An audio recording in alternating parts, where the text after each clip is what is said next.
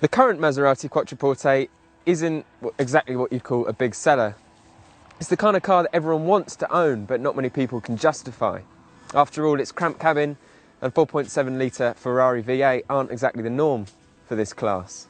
So, in an attempt to broaden the Quattroporte's appeal, Maserati has released an all-new version. And it's bigger, it's more luxurious, and it's more fuel efficient too. Everything from the ground up is new, including the chassis, which now is not only rear-wheel drive, but you can also have it in all-wheel drive, which is useful because it's snowing. And there's an all-new in-house Maserati design job. And I don't know about you, but maybe it's a bit too brash for me. It might be because the old Quattroporte was such a looker, but there's something about this one that I'm not quite sure about. Maybe it's a grower, who knows? The interior is completely different to the old car, so instead of the kind of mess of buttons that one had, this one is totally clean. So you've pretty much got this big touchscreen in the middle here that controls everything.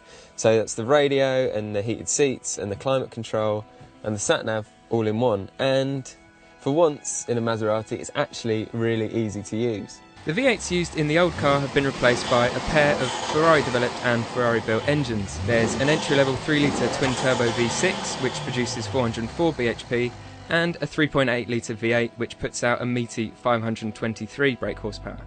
Probably the most memorable part of the old Quattroporte is the howling, metallic, thunderous exhaust. This time around, it's a little different. Still absolutely spectacular, but it doesn't quite sing in the same way that the old naturally aspirated engine did. The good news is that the handling still feels special.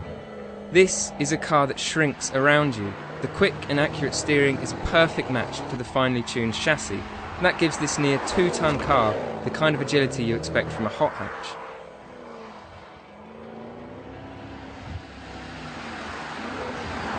The new Maserati Quattroporte is, in almost every measurable way I can think of, a better car than the old one.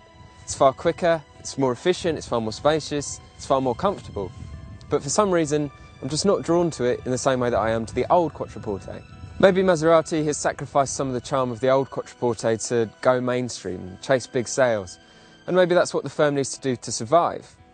But while the old Quattroporte is already a bit of a legend, I'm not sure that this new car, as incredible as it is, will make quite the same mark.